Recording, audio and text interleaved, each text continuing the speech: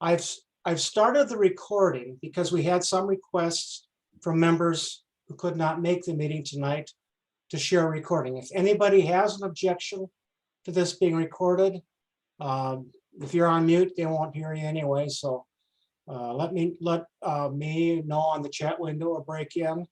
We'll try to accommodate your needs. I'm going to share the screen now, and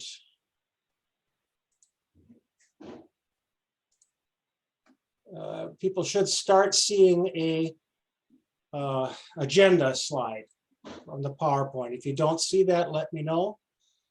I think we're okay. So you can see the slide? Looks good. Okay. Yep. Okay.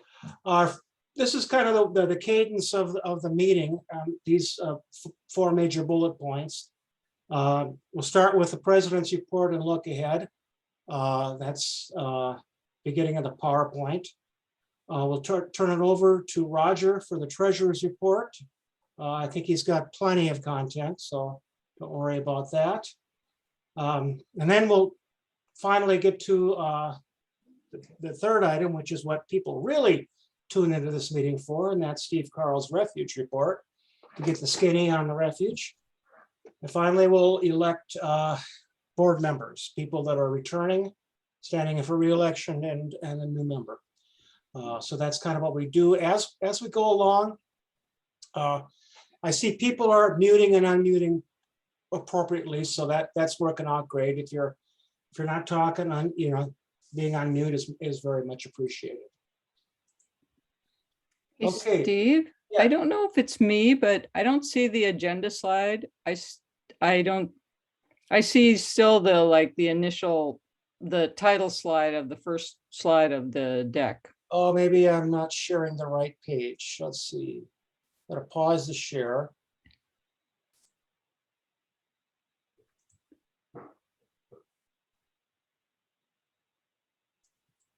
It wants to do the maybe I could stop the share here. Steve, I'm seeing the full slide deck on the left. It looks like you're just not advancing the slides. Well, right now I advanced to the slide titled President's Report. No, we have annual report 2021. Oh, okay. Okay, so you're seeing the actual PowerPoint screen. So I'm Yes, going to stop the share, start a new share, see if I can get the right one here.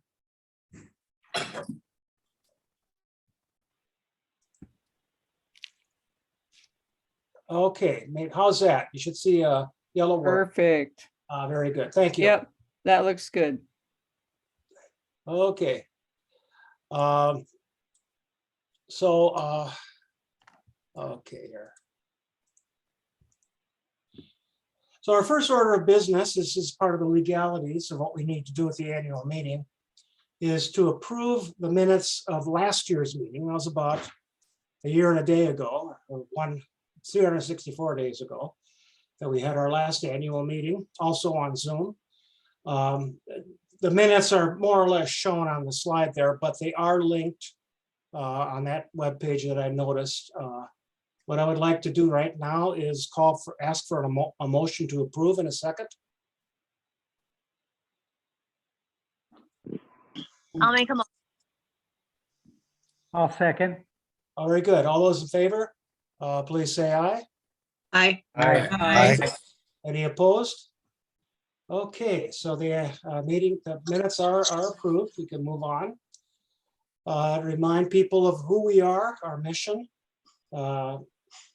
Basically, appreciation and conservation through education, volunteerism, philanthropy.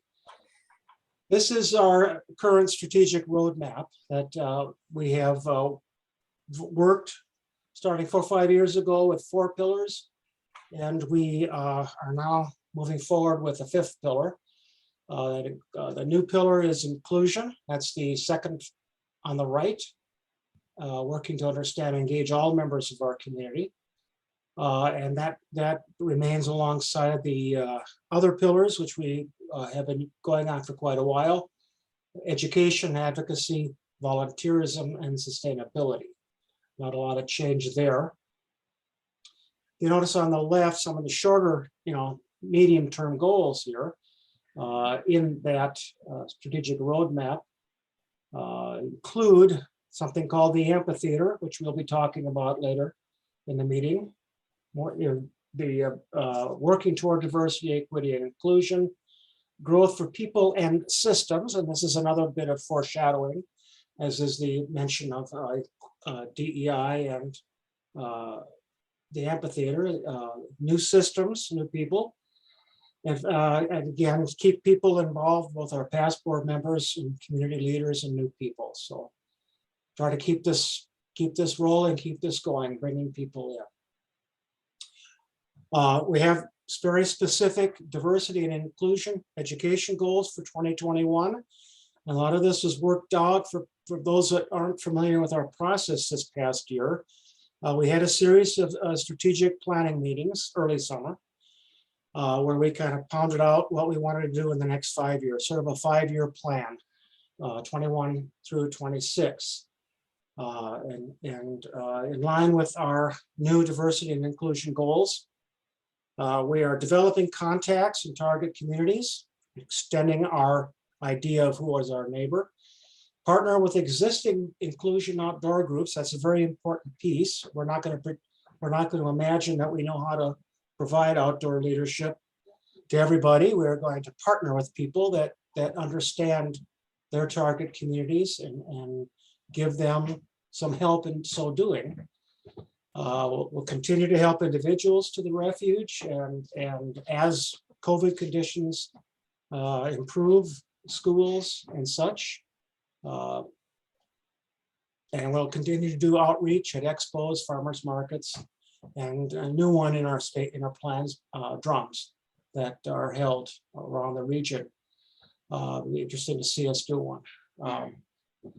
We are mentoring people. We have established a college scholarship. We'll talk about that a little later. We'll continue to try to get speakers in as appropriate to talk about our new goals, recruit diverse candidates on the board, and call out to our DEI, Diversity and Education Committee, Randall, Emmy, Debbie, Myrna, and Bearpaw for their work on this. So some of the tangible things we did, we sponsored some outings led by the Urban Bird Collective, which is an outdoor group, and another group called Promise Neighborhood. And these education flowed both ways. These groups were able to learn about the refuge, and we learned about how they approach their activities and what they need on the refuge. We did a scholarship. We'll talk about that in a minute. And we have a new member of the board to represent some of these communities, and that is Bearpaw Shields. So somebody else might want to talk about the Urban Bird Collective trips, as I was not actually in attendance. Emmy or Myrna, could you mention a few things about that trip? Sure. There were Urban Bird Collective organized folks to come out. Most of them came from the Twin Cities, a few from St. Cloud, and we're going to put more of a focus on St. Cloud next year. But they were able to view the staging of cranes at St. Francis Pool in the evening hours right before sunset. So it was really magical out there. I was out there the night this picture was taken. You can see Elena was there helping with information about the cranes, and people were pretty entranced with the whole play, of the whole idea of being there and just how beautiful it was. So it was a great evening. And then there was a second week. Again, the next Saturday, another group of about 25. I think Randall helped, Debbie Russell helped, Emmy helped. So there were friends there along with Elena providing direction and just showing people where to go. The friends were there just showing people where to go and so on. But Elena provided some content. Thank you. And then Promise Neighborhood, could you speak a little bit about that too, Myrna? Okay, sure. We reached out to Promise Neighborhood. They're a nonprofit out of St. Cloud that works with a couple of elementary schools, Lincoln and Talahi. And they came June 17th for a refuge visit, like during the middle of the day. We had two groups, the younger group, which were about 6 years old to 10 or 12, and then the older group, which was more like the junior high and teenagers.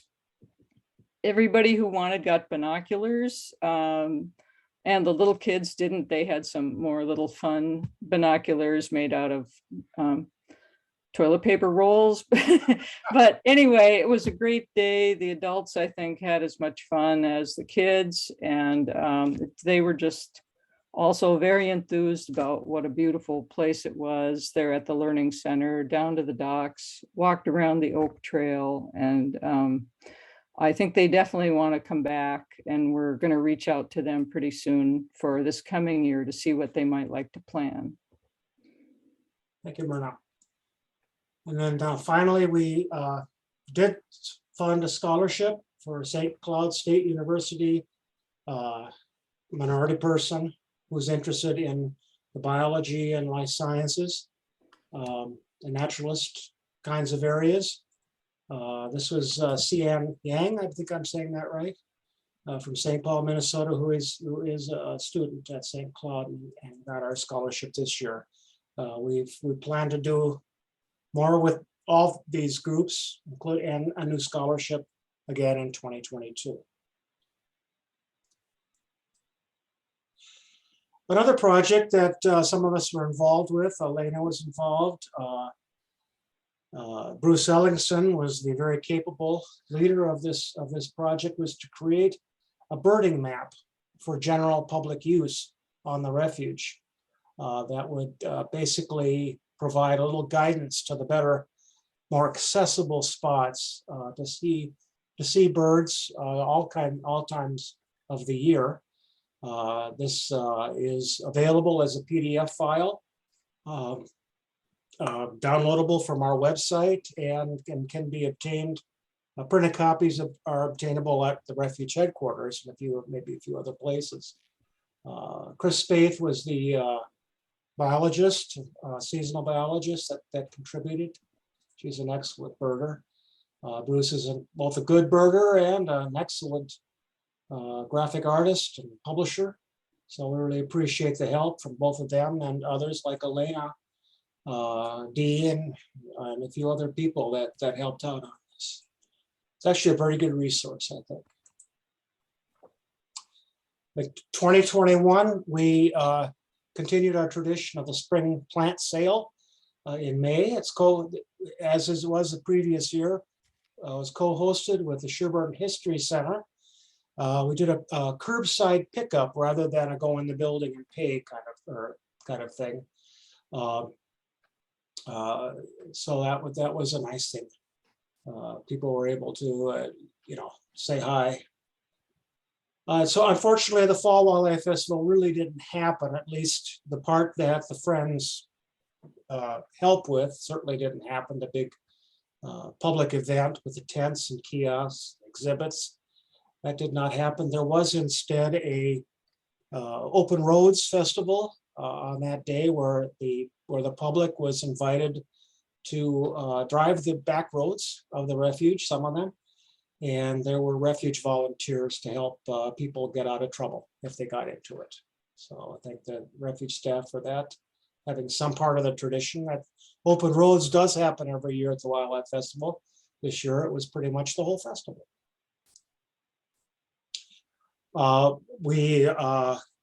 There's an advocacy committee. This is part of our strategic pillars to advocate for the refuge.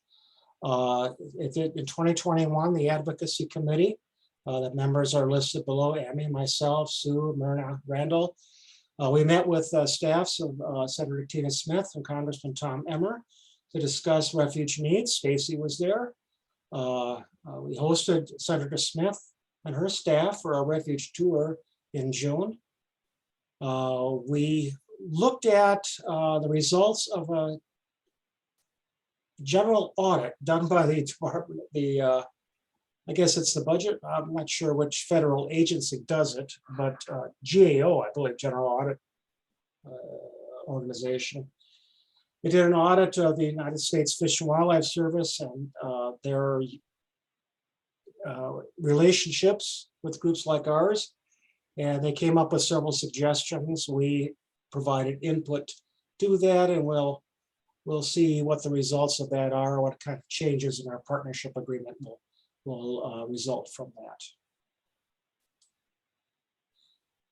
And thanks to a lot of work by people like Myrna and Sue and a few others, we did 2 online fundraisers. One is a very deliberate effort with a lot of creativity this year called the Sandhill Salute. It was an online fundraiser, which happened about the same time as the fall Sandhill crane migration. And we made over $3,200 on that. And in addition to that, kind of our default online fundraiser, which is Give to the Max Day, administered by givemen.org, also provided a lot of funding for the year. So we were able to keep things going and keep the revenue coming in to help us with the programs, such as some of the trips you saw for some of the groups, Urban Bird Collective and Promise Neighborhood this year. On the lower left, that blue square is the bandana. That was the prize for the Sandhill Salute. Like last year, we had a bandana, and that proved to be very popular. And a couple of other projects that we mentioned. I think Myrna has mentioned the Sandhill Stations. One other person on the call was there too. That was 48 friend volunteers and several refuge volunteers.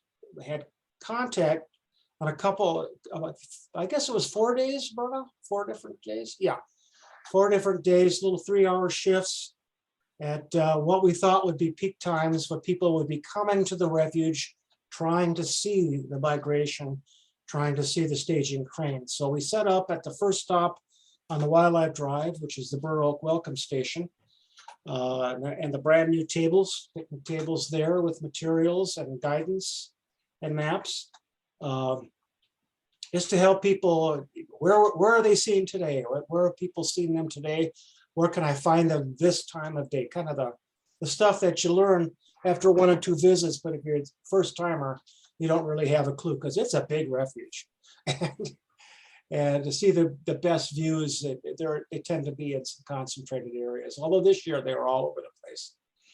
So that was a fun time. And then we also provided some financial and publicity support for the annual youth photography contests that the refuge holds.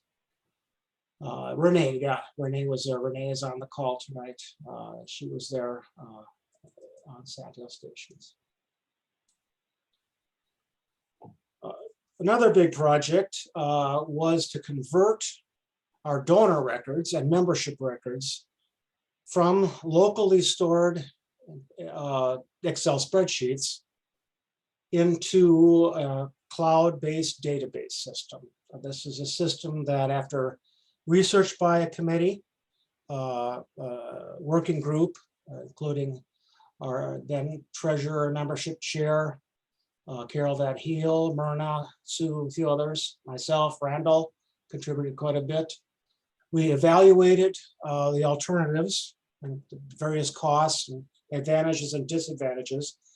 We talked to some other friends groups, such as Minnesota Valley and a few others that were using such systems, and their experiences with them, what they liked about them, what they didn't like. We chose a vendor called oh, give me a break. Little Green Light. Yeah, Little Green Light. It's the name of the vendor and the system. So we have a system that'll both help us spread the load of record keeping and thank you letter generation, as well as make things safer from loss of a computer or loss of any other resource in this area. So I think it positions us well for the future, that we'll be able to do more with it. You may see a few differences as the years progress and the way we communicate with you, but by and large, we're going to keep the same communications with people, but we're going to track who you are, where we can reach you, and mailing addresses and emails in a slightly different way. We continued, and I'll ask Sherry just maybe to say a few words about the Eagles Nest Nature Store. That continued and was open for the half of the year. And Sherry, do you have a few words? It was a good year. Yeah, we had a really good year this year, thanks to all of our wonderful volunteers, store volunteers. We actually were able to open in person at the Learning Center starting in July. And we opened that twice a week, Thursdays and Saturdays with volunteers. And we had some really great days, and it's a lot of fun being a volunteer there. You get to talk to all the people that are walking in and get to share about the refuge and everything. You know, it's just, it's fun to just have that mutual conversation with people about things that you love at the refuge. And then we do sell a few things at the store too. So. Okay, thank you. And Sherry's moving out of the area this year, so we're going to thank her for her long service and basically converting another conversion effort to get the store systems on a more modern point of sale system, one that'll be more flexible and can do more and is integrated with online sales. So thank you very much, Sherry, and good luck in your future endeavors. We will be recruiting. If anybody knows somebody who's dying to be a store manager, hopefully on a volunteer basis again, to contact us and let us know. And it's an opportunity awaiting people. The store, the in-person store at the Learning Center will be closed for the next 2 months because we don't expect a lot of traffic. This gives people a chance to take a breather. So hopefully we'll have somebody identified and ready to go when we start up. And this is an example of the online store, which does continue and is available for people to order things online and have them either shipped out or picked up curbside from there. And links to the store are available on the website, if you could see that. I want to thank our outgoing contractor, Jenny Engel. During 2020 and 2021, we did contract with a naturalist who was Jenny Hengel as pictured, originally to mostly handle curriculum and coordinating our education program with 2nd and 4th graders from area schools. But as COVID hit, her duties shifted to become a little more of a online consultant and training. She'd made some nice Facebook Live presentations that replaced some of our other programming during the years, provided some other naturalist services to the refuge. That relationship right now kind of is Jenny's moving on. So right now we are not funding a naturalist contractor, but we hope to start that up again when we're able to pick up activities for the schools as the COVID conditions allow us to. So that kind of describes what we have done. Before I move on, does anybody have any questions about our activities? What happened? Did I miss anything? Okay. Let's just go a little forward then. We have plans to help the refuge with trail signage. This is an item that I think has been on a couple of different annual reports as a future item and has been stalled for various reasons. But the refuge staff has identified the need for new directional trail signs on the popular Monoman, Blue Hill, and Oak Savannah Learning Center trails. They're getting a little old. And So as the artwork is done and the orders are made, we will be helping with funding for a lot of this trail signage. And now here's the big elephant in the room. That is our plans for an amphitheater. Just to kind of recap where we are here. A couple of years ago, talking to refuge staff and some planning meetings, we were talking about, is there a new project that the Friends could contribute to help the refuge staff meet its goals? It's got goals for involving people in various activities, hunting, nature viewing, education, etc. We try to help with a lot of that, and we batted around a few ideas that they've had. Basically, the thing that was in their back pocket was the idea for an outdoor amphitheater.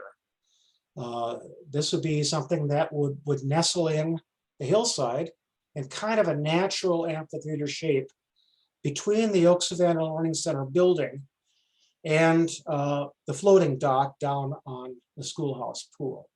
So there, if you look at it when there isn't a whole bunch of snow on it, you can see there's this kind of a bowl shape right there, and an amphitheater could be nestled right into the hillside without a lot of dirt. So we've done this in several steps. Over the last 2 years, we identified a general contractor to help us develop initial plans and select a landscape architect. And then we did select a landscape architect, which is a firm called first the general contractor was Terra, Terra, with Tom Brown as the head of that. He's a local area firm. And he helped us identify the landscape architecture firm of Damon Farber, a very well-established firm in the area. And their goal was to develop the plan. Now, this is not the construction plan, but this is the plan before the construction plan for a 100-seat outdoor amphitheater with certain specifications that were developed between the Friends and the refuge staff. So what we have now, and which was funded out of the Friends money, are plans sufficient to set out for bid to a general contractor for a construction contract. That's the first goal. So the plans are complete enough to put out for bids, for give me a price and a schedule kind of bids. Also to give to the refuge regional office, and probably the national office for approval. Because before we even break ground or let out a construction contract, the Fish and Wildlife Service has to review the plan and make sure it meets federal specifications of all kinds and is something that the service would be willing to take over and own when it's completed, because that is the plan. It's going to be on refuge land. It will be funded by the monies that the Friends can raise from the community and any other funding and granting sources that we could locate. But we will then donate it to the Fish and Wildlife Service, who will then own it and maintain it. So once the initial construction is done, which will be under our sponsorship and insurance, then we will turn ownership and maintenance and insurance obligations over to the service for its use. You can see, I would thank the people who put a lot of time into this, including, of course, Steve Carl, Elena Larkin, Tyler Paulson, other people on the staff, refuge staff, Sue Hicks, Scott Susan, and Myrna, probably a few other people that aren't named there. So that's something that we need, that we are looking forward to raising money for, but we're not raising money for yet, because our next step is a partnership agreement amendment with the Fish and Wildlife Service. And we're just basically waiting on that. We've drafted an amendment that should cover this project. You have to have such an amendment if you're going to raise more than $25,000, and we will. raise a lot more than $25,000 for this project. So we need an amendment to the partnership agreement. We're simply waiting on approval on that. So hopefully that'll break free sometime in the next month or so, and we can start planning and fundraising at that time. I'll pause if anybody has any questions about that, because you're going to hear an awful lot more about that in email, meetings, events, activities, direct mailings as the year progresses. Okay, if you have any other questions about it, anybody wants to see the plans,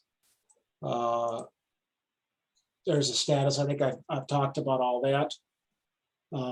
We've got plans good for bids and approval.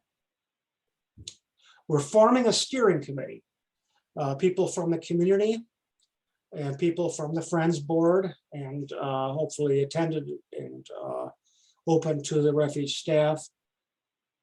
Steering committee to help coordinate the fundraising. So that it's not just the board doing it.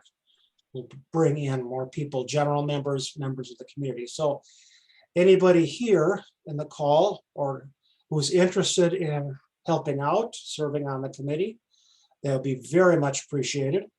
Or if you know somebody that would be good for this. We like people that have good contacts in the community, obviously, that know how to approach people and know people to approach. So please let us know. Probably Myrna is your best contact for that, for me, or just send us an email at the Gmail account, and we'll proceed on that basis. Jessica, you got a question? Oh, no, sorry. I Oh. got disconnected and now I'm trying to come back and Okay. And here's a good slide of the vision of the amphitheater. Of course, we'll be ADA compliant. It'll connect to trails both above and below the learning center level. So you'll be able to walk from the learning center down to the floating dock right past the amphitheater, or from the parking lot above. It'll be basically concrete berm kinds of seating. It won't be fancy seating. It'll be open. There won't be any roof on it. There will be minimal wiring, just enough wiring to hook up a portable sound speaker system down below. It's not something that's going to be, we anticipate being used in, all kinds of weather or all kinds of lake conditions. It's pretty much an open air, fair weather, nice place that will be very low maintenance and easy for the refuge staff to maintain and available to us for programs such as the Wildlife Festival and such. You can certainly see how with COVID, something like this outdoor amphitheater would be wonderful, because we could do a few activities that we might not otherwise be able to do because we don't want to put people in buildings necessarily with a pandemic. So other 2022 plans, we hope to resume our partner school visits, 2nd and 4th graders. We hope to, again, contribute to the Fall Wildlife Festival and fund the popular activities there and the presentations. And we hope to have some in-person fundraisers that help us get together as a community and enjoy each other's company while we enjoy a brew or some music as we raise funds for the friends. As I mentioned earlier, we will be fundraising for the outdoor amphitheater project. It certainly won't get built in 2022, but we hope to have the bulk of the money ready and feeling good about letting it out for bids sometime during that time.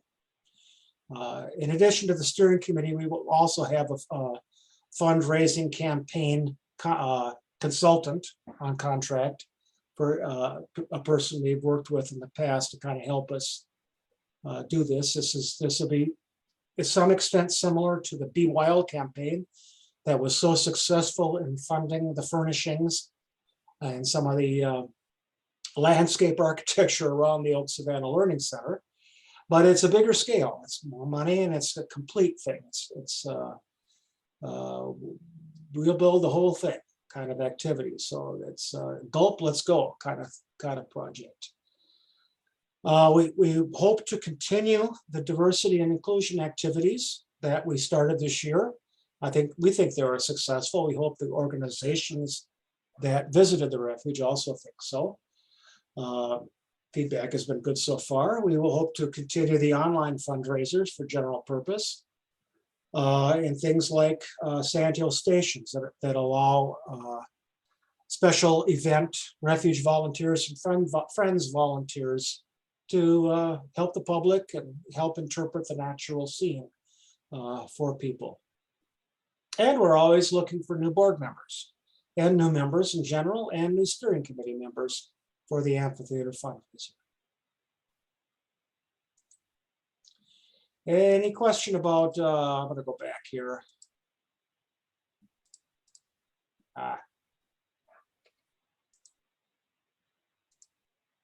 Any other questions? I should stop for a minute and see if anybody has any questions about our 2022 plans. Is anything missing that you think we should be doing or will be doing? Okay. I'd like to ask Myrna to give us a little recap here of the membership figures for the year. Okay, and I just did, Dean said, thanks for the recap. Oh no, Scott said, nice summary of the amphitheater, Steve, and also Dean seconded that. So we're getting some comments in the chat there. And yeah, we are up again. We have over last year, we're at 558, actually 59 total members now. And last year we were at about 475. So we've been gaining 50 to 75 new members a year. So that's a great thing. There's a lot of interest in the refuge. As we know, visitors, more and more refuge visitors are coming, especially with COVID, to get outside, to get out into nature. And I'd like to thank the store volunteers. They've signed up a lot of new members this year in the store when people came into the store to shop. And we also got a lot of new members through the Sandhill Salute online fundraiser that reaches out to a lot of new people. And so we just hope to keep continuing this trend. Okay, thank you, Myrna. As part of the membership drive and fundraising, we call it marketing.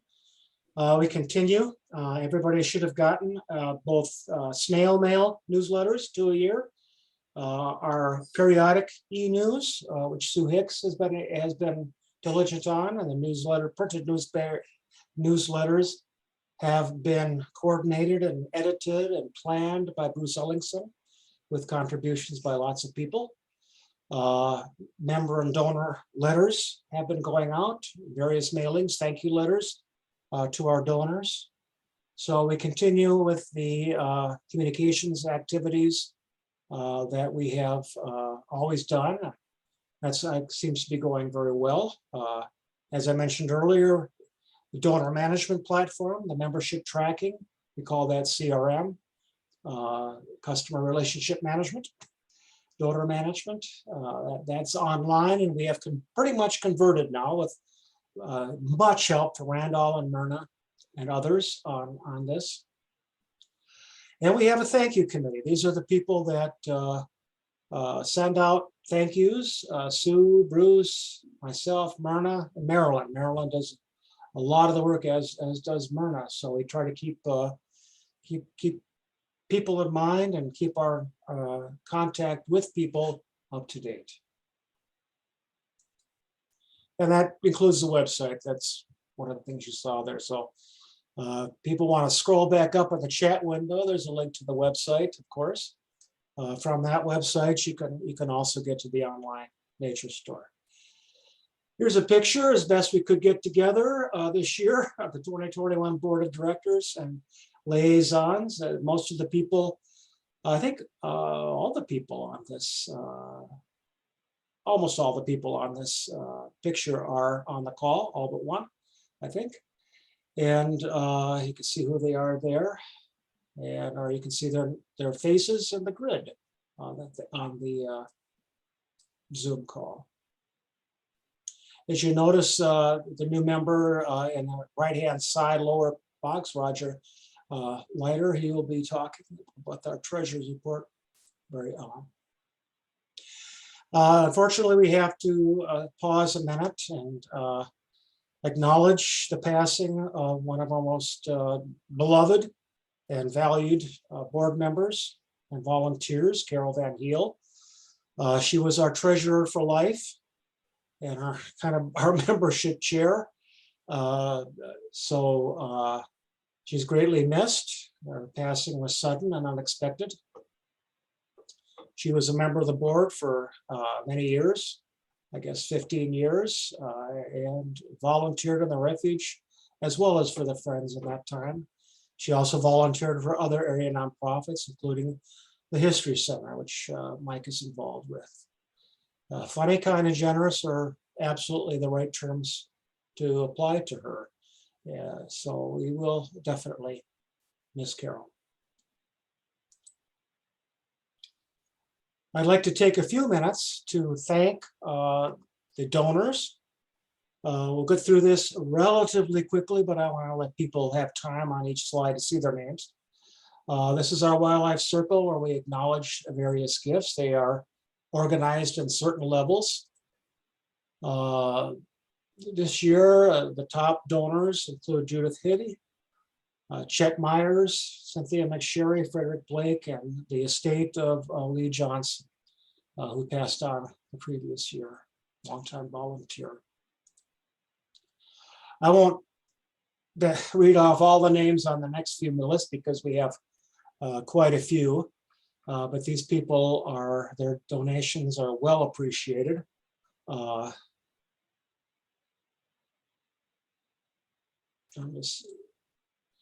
And our monarch butterfly, which used to be a high category that people didn't do much of, has become a very popular category this year, as we see a lot of people, including several people that are on the current call. I've got 2 pages of the monarch butterfly level. You'll see the names such as Sue and Dean, Myrna, Mike, Roger, Carol M. A few other people here, Dorothy Holmes, Bruce Ellingson, Marilyn, Bill. I want to thank you all for your donations and contributions to the Friends. Matt is here on the list. And we continue with more of that monarch butterfly list. For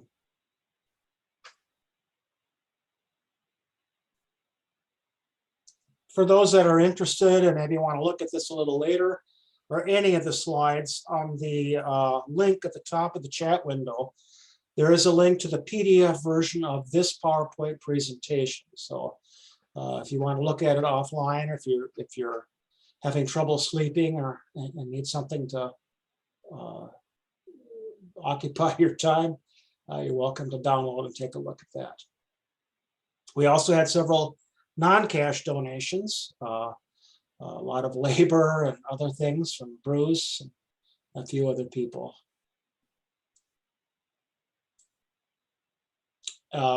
Often our contributions come in the form of memorials to remember people that have passed on, or honorarium, simply in honor of people that are known to be big contributors. So there have been memorials for people like Carol, Lee Johnson, other those board members, and Dorothy's husband. So they have been remembered in terms of memorials and honorariums for people like longtime volunteer and thankfully not passed on, Robin DeLong and Sue. So glad they are remembered for and acknowledged for their contributions. We also allow community supporters. These would be businesses, organizations that want to be supportive of the Friends of Sherburne. So we've had grants, big donations from the Ellen and Andreas Foundation, from businesses, local businesses like Becker Hardware, Connexus Energy, the Glenn Helgeson Foundation, North Star Canoes, and a new one this year for us, Rum River Business Leaders, a very interesting, active organization. Katrina Lynn, Katrina Pearson is our fundraising consultant, an organizational consultant that we use occasionally. A couple of the Clear Lake Lions, the Elk River Lions, the Princeton Lions, and longtime supporters, the Sherburne County Swamp Bucks, which Bill is also a member of. And here's a few other local businesses that have donated, including Spirit River Yoga and Massage, which is run by Emmy, a board member, and a few other organizations here. And finally here. Okay, unless there's any questions about donations and fundraising, I'd like to turn the microphone over to Roger Leiter with his first annual treasurer's report. Roger? All right, thank you. You have the report there in front of you. What we kind of thought about doing here is putting together a profit and loss that compares the budget to what we actually did. And there's some items on here that I think that are very noteworthy. One, there's a little bit of a change from the way things were reported a year ago. First thing you'll notice is that everything is into QuickBooks and not on individual spreadsheets. And that's what I'm used to working with. And I think it's going to work out pretty well. The other change is that we used to take donations and keep them separate away from memberships. And it's kind of been decided that if you're signing up for a membership, you are giving a donation to the Friends. And so we lump those together now. So all the donations are together and along with the memberships. This year turned out pretty well, as you can see. It's hard to know what it was going to be. I had great hopes that by July there was going to be no more COVID and everything was going to be rolling. But yet the fact that there was COVID brought a lot of people to the refuge, and they brought a lot of people to the store. You can see in the budget, we anticipated about $15,000 in store sales, and actual store sales was $19,500, but the actual cash activity through the store was $22,500. And you got to remember that it was mostly just open from July to December. And we had some months in there where there was $4,000 and $5,000 a month going through the store, and about $3,000 worth of that was donations and memberships. So having the store open was a great asset and a pretty important part of making this all work together and go.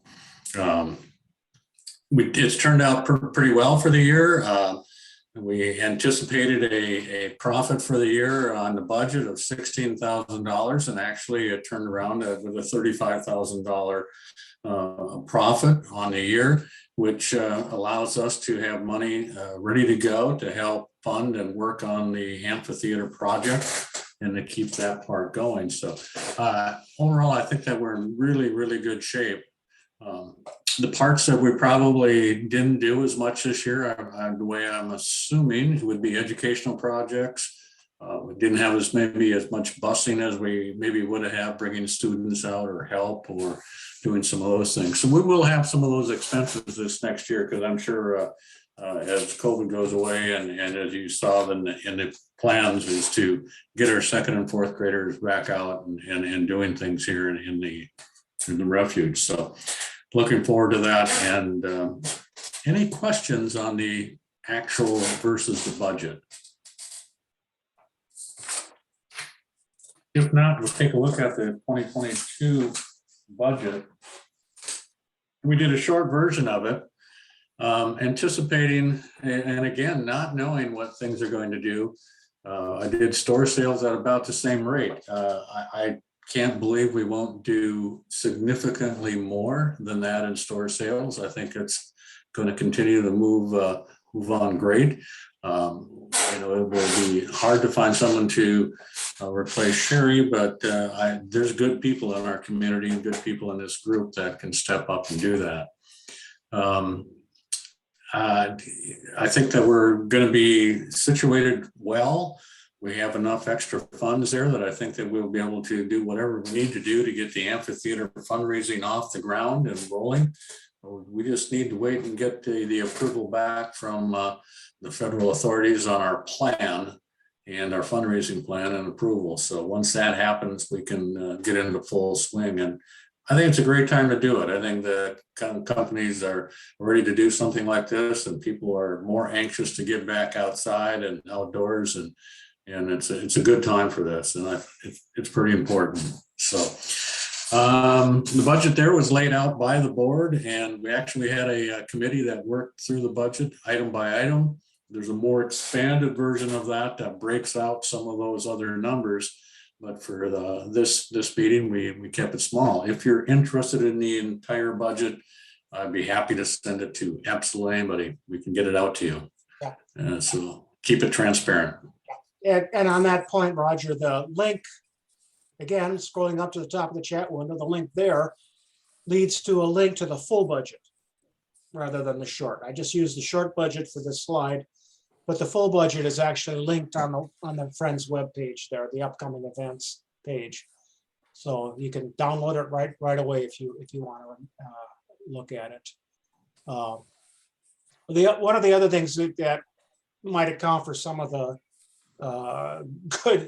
good results, a little bit of an artifact of the problems with the US mail last year, is that we used to send out our annual fundraising letter by bulk mail with the newsletter, and we did that in 2020, and the money, the mailing, most of the mailing went out weeks after we would have normally seen it go out.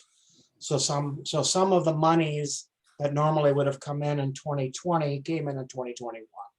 So we got a little bit of a artifact, a bubble there that hopefully won't repeat, because we're using first class mail this year for the fundraiser annual fundraiser appeal. So that worked out very well. So I would, are there any questions for Roger on this? Okay, I would like to ask for a motion to approve the 2022 budget so that the board can feel. I so move. Seconds? Second. Oh, thank you very much. All those in favor, say aye. Just hit it. Aye. Okay. All those opposed, find your unmute button. I would like to just say thank you to Roger. He's doing a really great job, and we're very, very thankful. You're doing a good job for you filling those big shoes. Yeah, we agree. Yes, oh, do we ever. Thank you, Roger. All right. We have one more piece of official business toward the end, and that'll be the election of new board members and returning board members. But before we do that, we come to something that people really come to the meeting to see and hear, is that's the refuge report from Steve. If the deer over his shoulder will let him.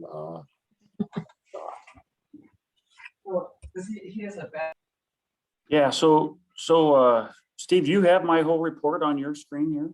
No, I don't. I don't. Okay. I can set sharing over to you. Okay. That's what I got to do here. So I will stop share. And why don't you try sharing now? You should be able to do that.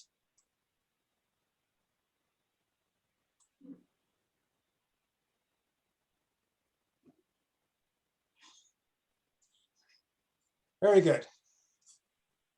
I can see. Okay. All right, do you see that? Yes. Okay, all right. Let me see here. All right. Everybody can see that okay? Hear me? Yep, Yeah. All looks right, good. Good deal.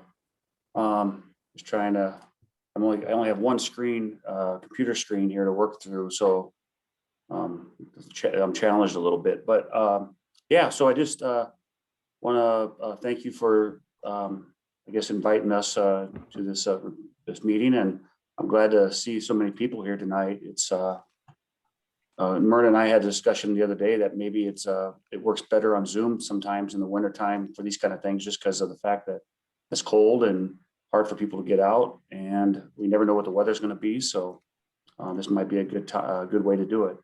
But anyways, I just want to touch on some of the highlights, I guess, some of the stuff we've been doing this year.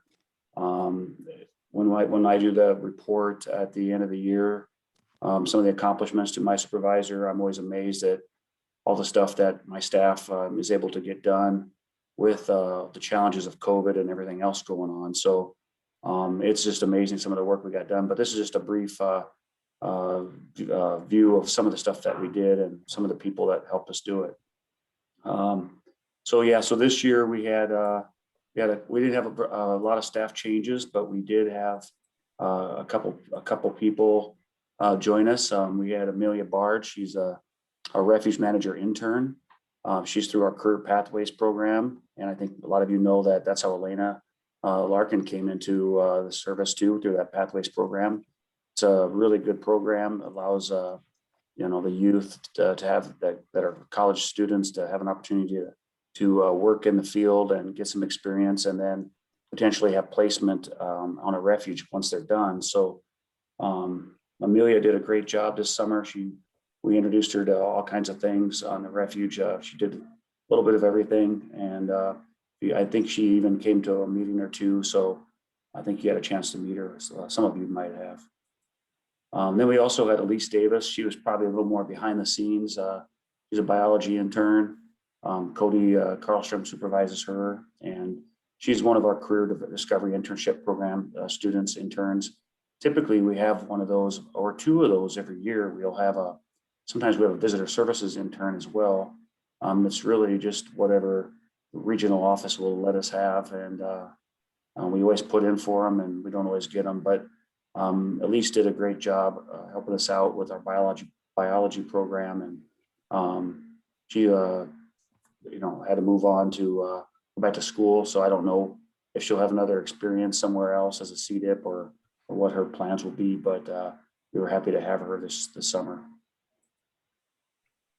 All right, to move on to a few of the highlights. I think Steve, you mentioned that we had the visit from Senator Tina Smith. That was something that I was pretty happy that we could actually incorporate under the COVID times, and this was her first visit in this type of process, I guess, to come here and meet with us. Otherwise, I think she's visited the refuge on her own or with her family a few times, but we had a very quick visit. Got to give her a little tour.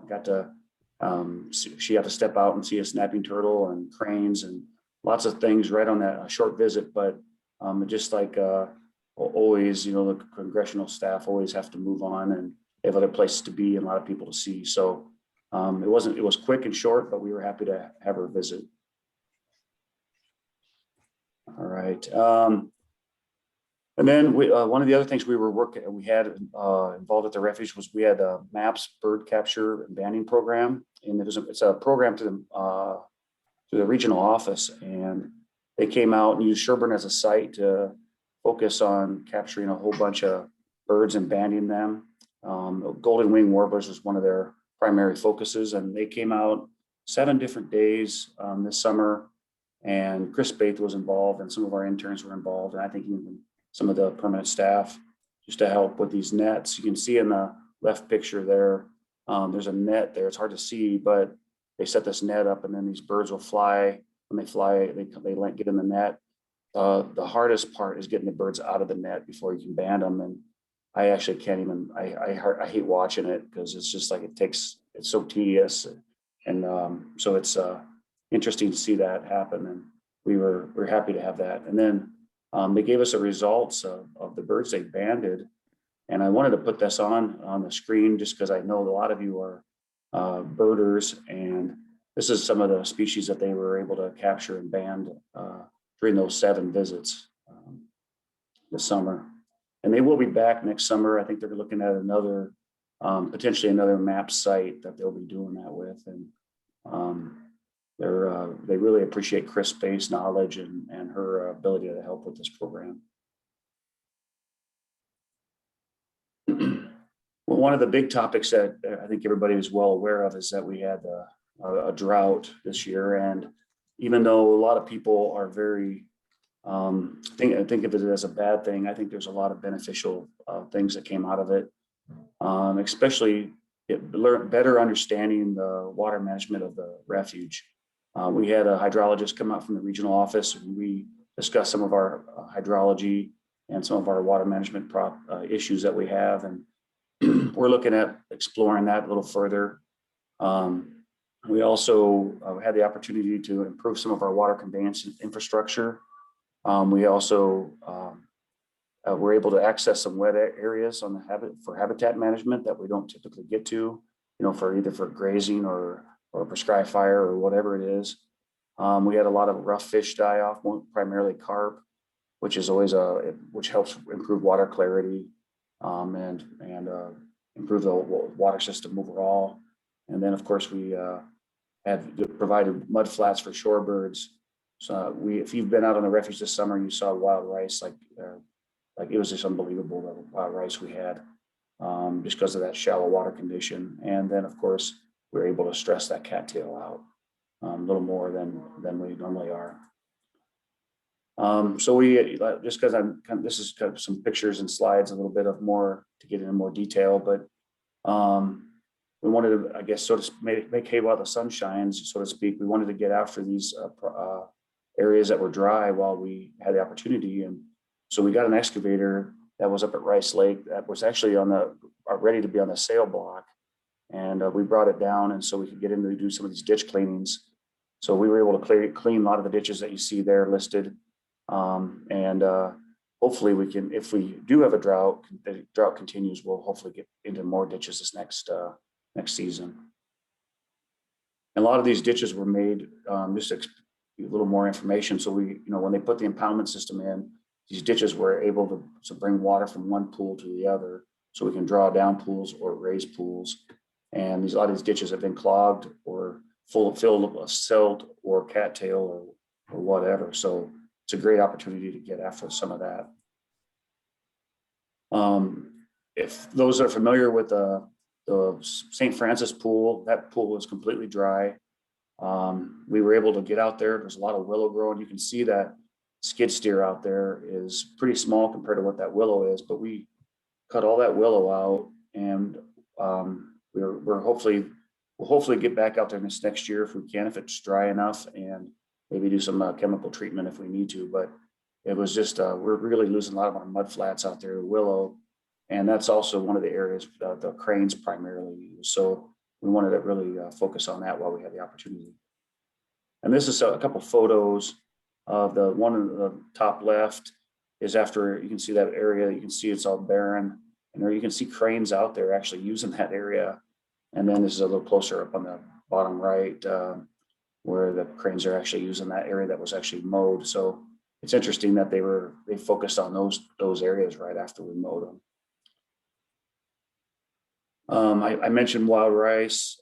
It was an incredible year for wild rice. On the top right there, you'll see the rice was just filling the river system up, and the river was down, and it was choking the river out. And then on the Carpenter Pool East, you can see the cattail has really been, that's where we had sprayed the cattail, and you can see, it's hard to see in the picture, but all that area where the cattail was is all coming into wild rice. And later on in the year, it was just pretty heavy with wild rice. So it was really good to see something come back in to replace that cattail this year. So the St. Francis pool, I mentioned that water structure, or that pool was dry. So we had some work that we wanted to do on that water structure. And hang on one second. Hey guys.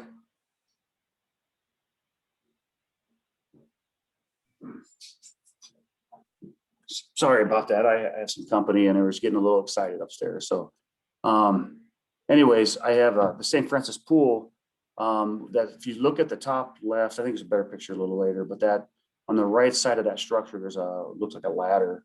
That's a slide gate that allows us to move water through at smaller increments, and that gate was no longer working. So we were able to actually go in, and the bottom right, you can see we put a coffer dam in to block the water, and so we could pump that out and replace that structure gate.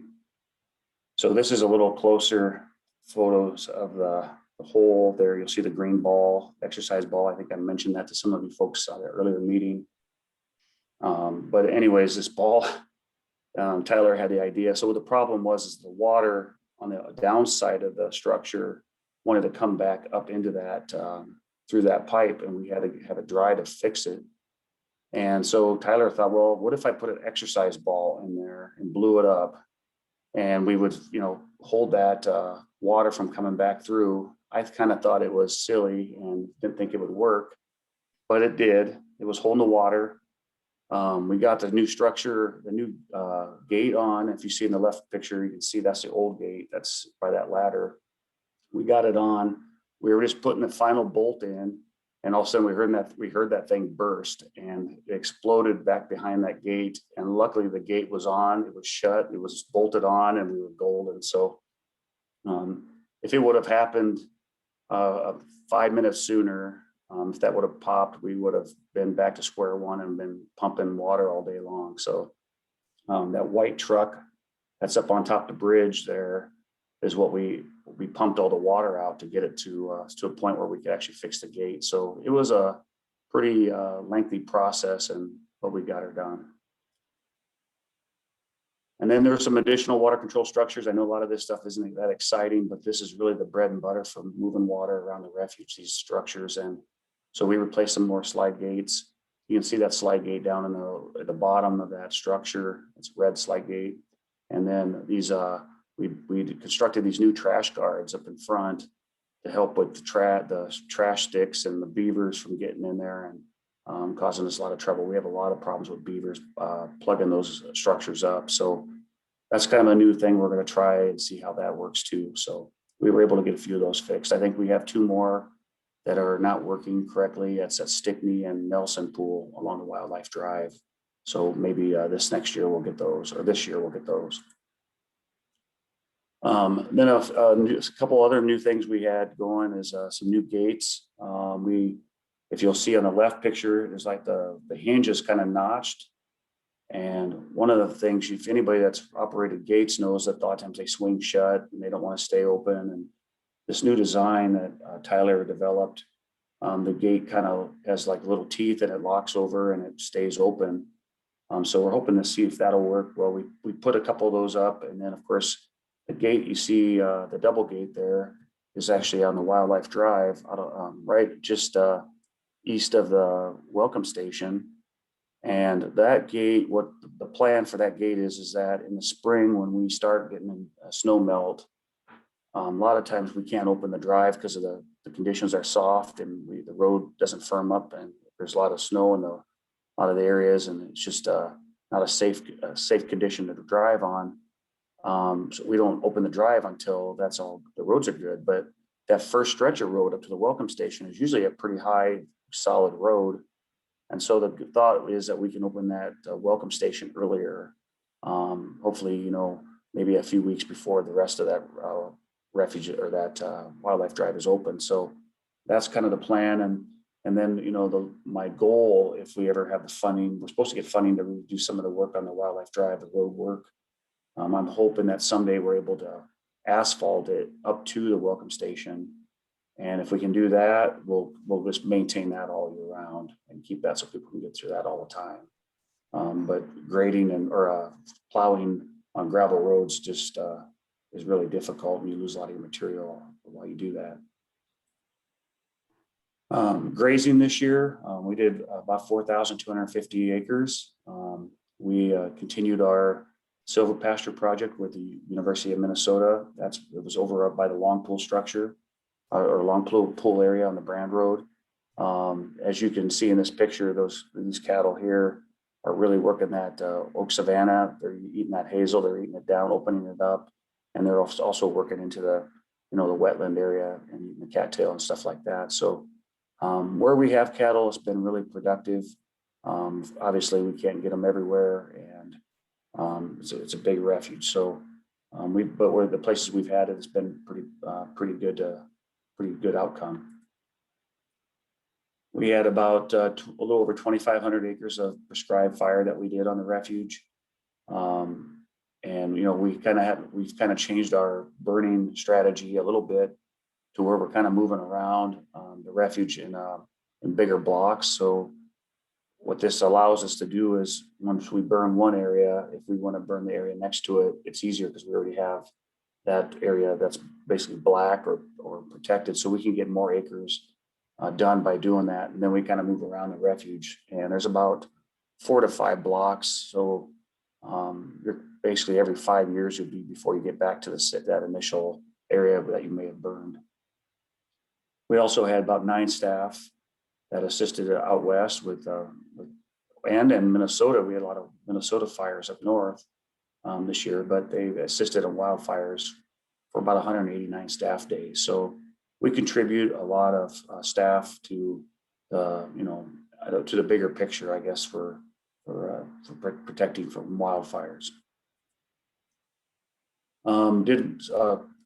Quite a few areas we've done some mechanical treatment. Of course, we always are doing invasive species control.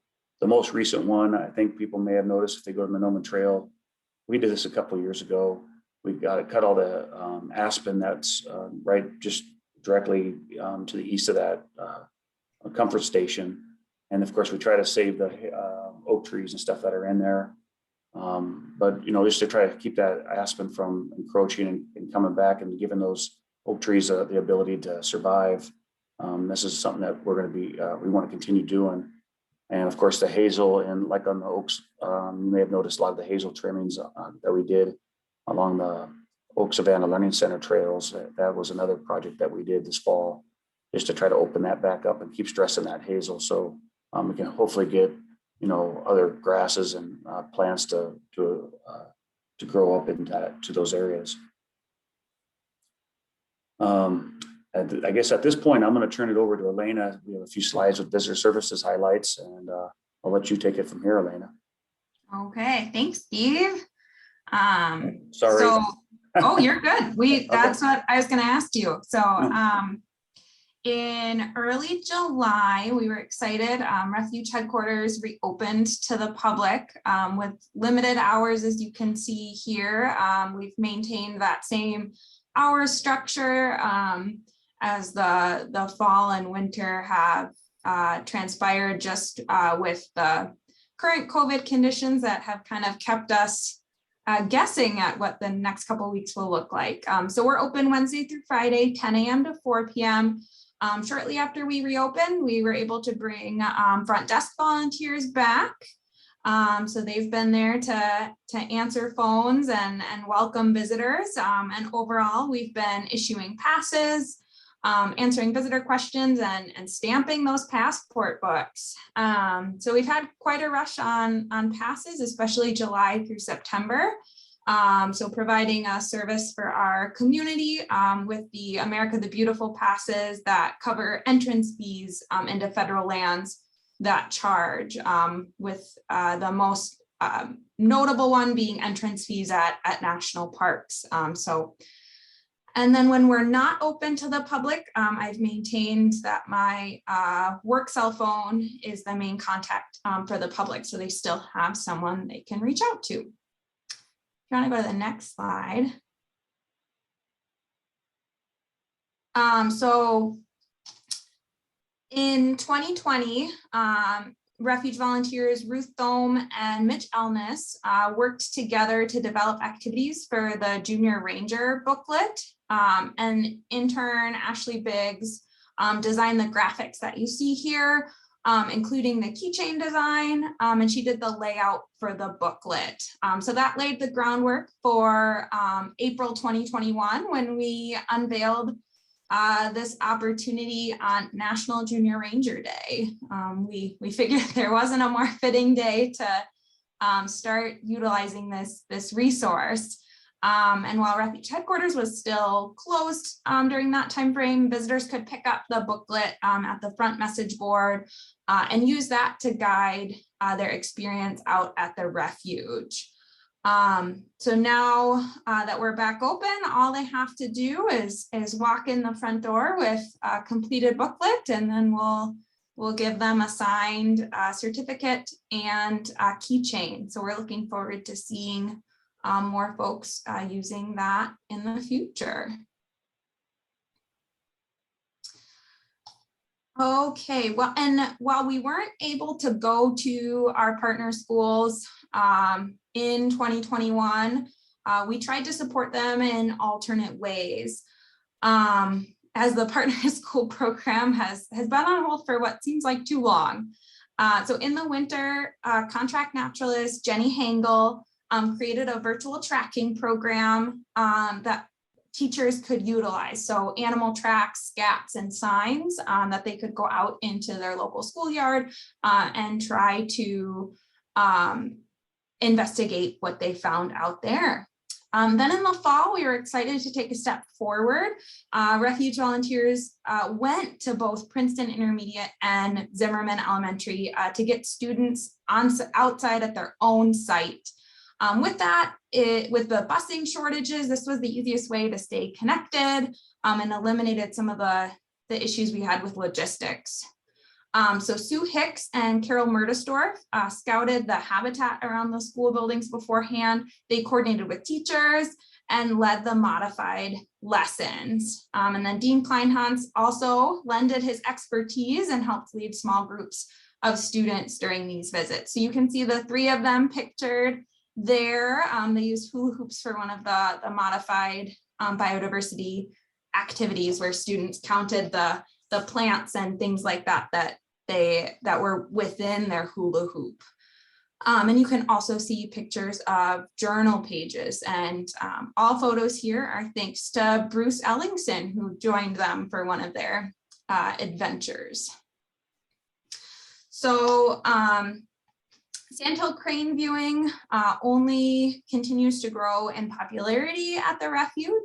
So you can see by the numbers, we didn't have a record-breaking season this year, but cranes were here later in the season than normal, and that gave visitors more opportunities to see them, and they still put on quite a show for us.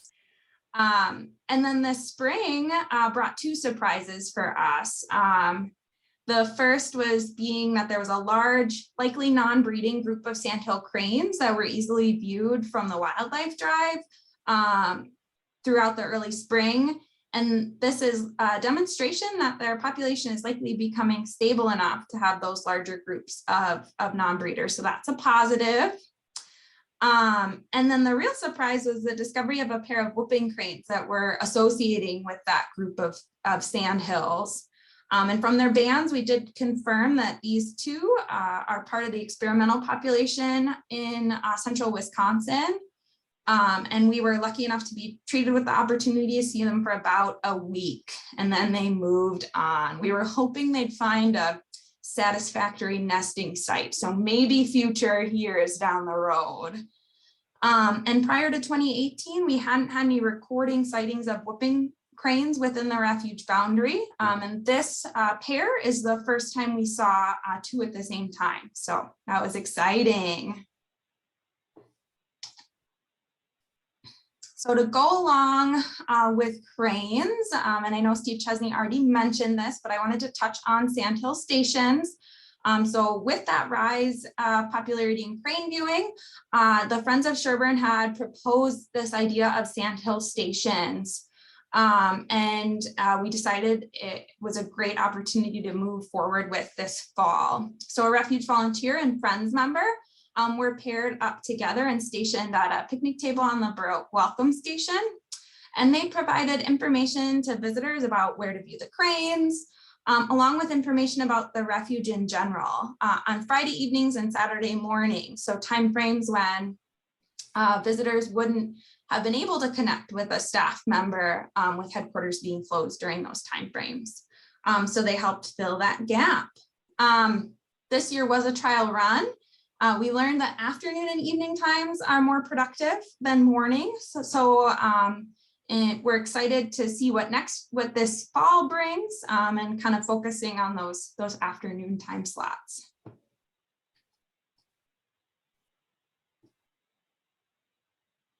Uh, 2021 remained a year filled with a lot of virtual or self-guided events.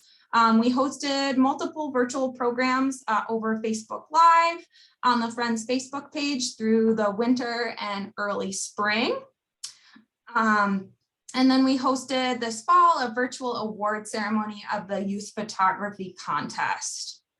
And then in place of spring celebration, you'll see in the bottom right corner, Stroll at Sherburne provided visitors with an opportunity to talk to a ranger, grab a kid's bird checklist, take toilet paper binoculars for the young ones, or check out the real deal and walk. Either there was one loop that had a storybook throughout, and the other was a beginning birding trail. So both had kind of yard signs dispersed throughout, and you could either read pages of a story as you continued through the loop, or information on local birds that you might spot on your exploration.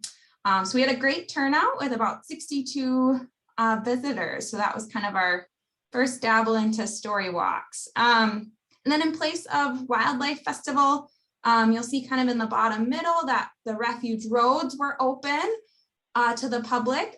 And like usual, that is something that is typically offered even when the festival is happening and is in full swing.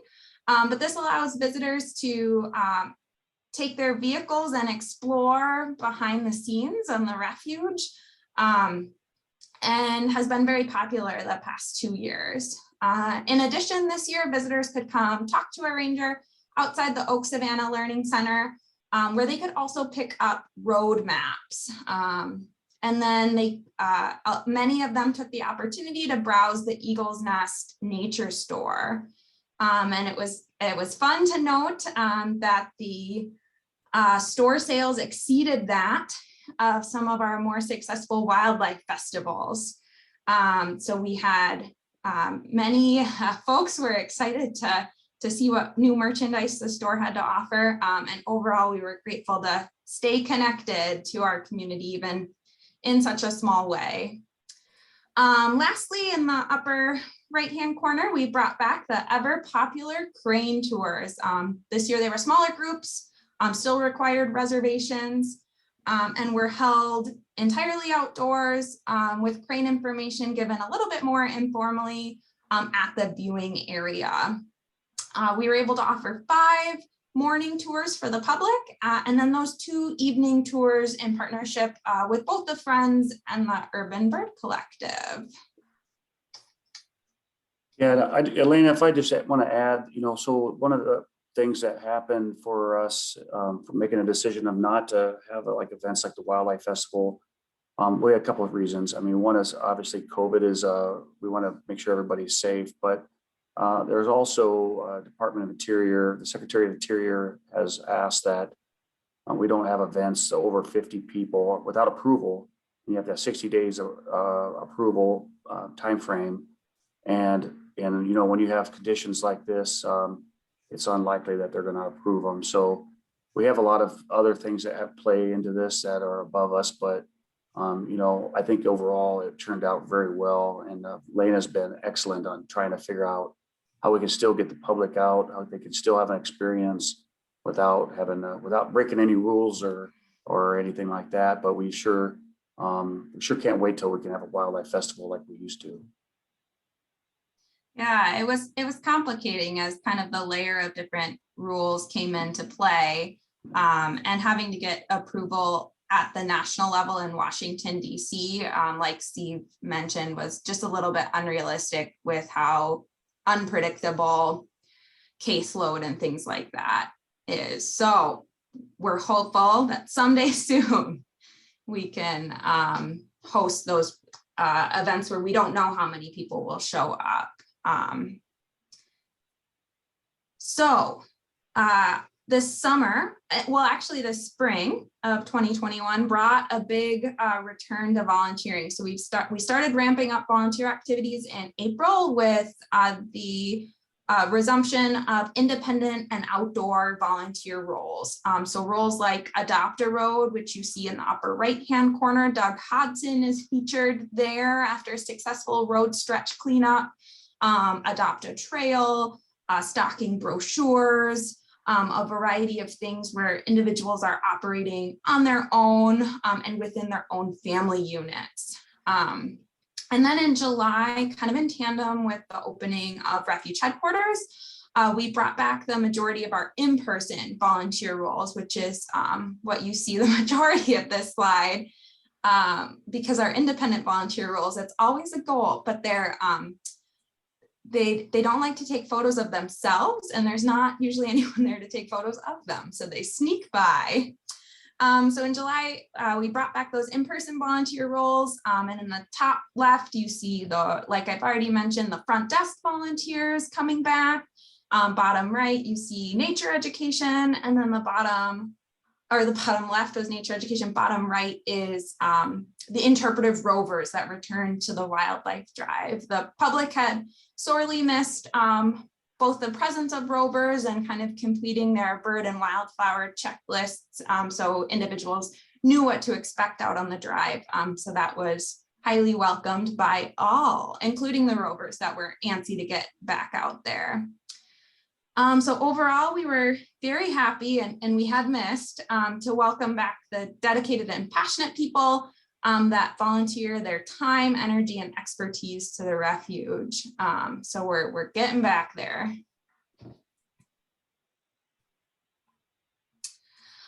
This next year, like probably many years to come, there's signage was installed and there's more signage projects to come. So both Monoman kiosk in the bottom left corner had signage installed in the spring, transforming that big blank kiosk into a wealth of information. And at the same time, signs at the Blue Hill kiosk were updated with the refuge map, trails map, and regulation signs replaced. And you see that in the bottom right. And then this next year, we're looking forward to replacing some worn and failed signs. So you might have noticed the Oak Savannah Learning Center sign on County Road 9. And there's some welcome to the refuge signs near the junction of 4 and 5. So we have those signs on hand. They were finally delivered after supply chain issues. So we'll get those up this spring to keep the refuge looking spiffy. And then the next goal is to get directional signage out on the Oak Savannah Learning Center trails and replaced on the Blue Hill and Monoman trails. So along the same theme as signage and in anticipation of holding Wildlife Festival this past fall, I worked to update and acquire new quality banners and event signs. So I'm particularly excited about these refuge event directional signs. They replaced the wooden signs we had previously, and these mesh banners will be put on windproof frames on roadsides, just like the construction signs that you see. So now we just have to have an event so we can test them out. So that's the next step. And with that, I'm going to turn it back over to Steve. All right, thanks, Elena. All right, so some of the stuff that we're looking at for 2022, you know, we talked about a drought. If that continues, obviously some of that stuff will still be on our list, but there are some other projects that we're looking at. And one is that we've made a decision to try to, on an annual basis, do bur oak tree plantings. And I know the Friends contributed the growth tubes here a few years ago for a percentage of the trees that we planted on the Blue Hill, or just east of Blue Hill parking lot and east of the Oak Savannah Learning Center entrance there. But if we, my thought is we'd like to do more of that across the refuge on an annual basis and just buy sapling trees and try to do what we can to keep them alive. And I know Chris Bate's been out there doing the monitoring of those existing trees, and we've had pretty good success, especially in the ones in those growth tubes. So we may be asking the friends for some support there as we get closer to spring, if we can. And then aerial cattail treatments, we've been doing that in some of the pools, different pools, about every other year. We're hoping to do some more of that. As Elena mentioned, directional signage for hiking trails, more of the water control and ditch clean out if the weather allows. I know the new refuge website's supposed to be up and running. Is it up and running, Elena, yet, or just about? So it was supposed to be Tuesday was the go live date. They have since this week, they communicated that there's a delay, unknown time frame. We shall see. Okay, so that's coming up. And then one of the plans we've been working on for the last year as the inventory and monitoring plan. And basically that's a plan that we go through every survey and monitoring exercise that we do. Basically it's our whole biology system or program. And we've gone through that with a fine tooth comb, and that plan is almost completed. But that's once it's completed, that's just the beginning, because then we have to go in and any new surveys will have to develop new survey protocols. So this is something that's really going to be ongoing for the next few years. But a lot of the stuff that we've been doing, we've been evaluating and how we can make it better, or maybe we don't do it anymore. And so with every survey that we remove, we usually add 2 more. So it's not like the workload is getting less, but we're trying to be more focused on what is important and what data that we collect is actually being used to help with refuge management. And then of course, we'll continue our habitat management, prescribed fire, grazing, invasive species, and seed collection, and all those things. Those are just given that we want to try to stay on top of that every year. As we get close to the end here, I just want to make sure that I put it up on the screen just to make sure we thank you guys, the Friends of Sherburne, for the work you guys do, the help you guys provide the refuge and the funds and the support. We couldn't do it without you. It's just tremendous amount. It's amazing, tremendous amount of work and effort and money and I mean, from all aspects that you guys provide to the refuge. So thank you for that. And we look forward to your partnership again in 2022. And I'll leave it with back to Steve Chesney. Thank you. If there's any questions, I'm free to answer some of those too.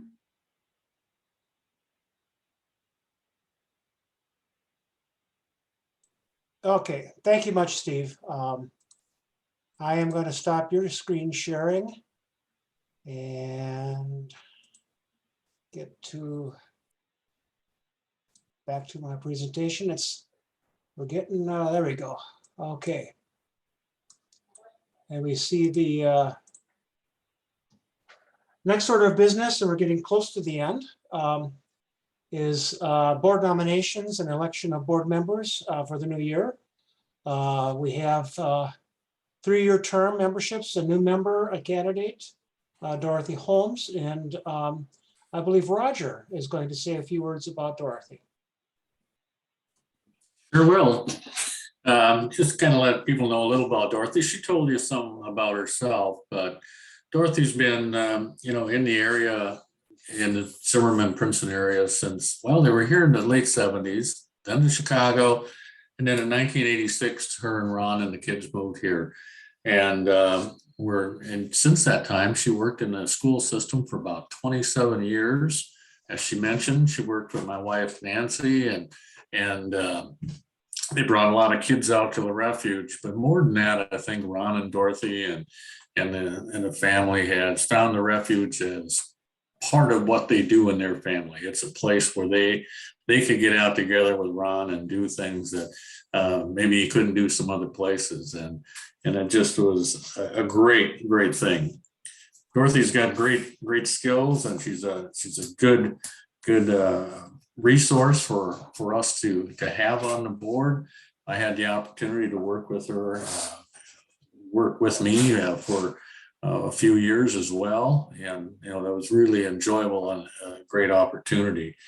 I think she's going to be a great asset to the refuge, and looking forward to having her on board. I think that's and as you guys get a chance to catch up with her yourselves, you'll find out all these things and a lot more. Oh, thank you, Roger. In addition to Dorothy, we're going to be electing Roger, hopefully, to his first 3-year term. Roger was temporarily appointed this summer after we interviewed and recruited him, and he's worked out extremely well, converting the systems to QuickBooks, as he had mentioned earlier. We also will be asking for a renewal for Bill Kobinger and Emmy Menzel, who have been capable and dedicated Friends members and volunteers. And finally, to fill out the final year of Carol Van Heel's membership, we'll be nominating Myrna Kruger, who otherwise would have been rolling off. So that'll provide a little more continuity. So I would ask for a motion for these 5 people to be appointed to the board for, in the case of the first 4, 3-year terms. In the case of Myrna, a 1-year term. Do I hear a motion? Yes. Second? Second. Okay, very good. And, all those in favor, unmute and say aye. Aye. Aye. Any opposed? I hearing none. I think we have a new board or a new refresh board. I'll mention that leaving the board is Marilyn Danielson, who has served for 3 years, continues to volunteer on the membership committee. Thanks to Marilyn for her efforts in the past and continuing in the future. A lot of thank you letters coming out from Marilyn. Okay, before I ask for a motion to adjourn, I'll first say, are there any questions? Anybody have any new business to offer to the group? Otherwise, just to remind the board members that immediately after the meeting on the same Zoom call, we're going to have a very short, hopefully 5 to 10 minute board meeting for the, to fill out the January board meeting. There is no pressing business in general, so it should be very quick. We will elect board officers and have one discussion. So please, board members, stay on the call for another 5 to 10 minutes. And do I hear a motion to adjourn? So moved. Second? Second. I think we are adjourned. Thank you, everybody. Thank you, everybody. Thanks, Have a good Steve. day, Great Thank job. you. Kudos to Steve Chesney. And members are, if you want to stay for the board meeting, we're not kicking you off, but we only really need the board members. So I'll let you go. Thank you. And Dorothy, you're a board member now. Congratulations. Congrats. Thank you. Okay. Okay. Steve, do you want to go, stop the recording while we're Oh, that's good. moving on? Thank you. I will do that. What is it? I want to stop the share, get my control back, and I will stop.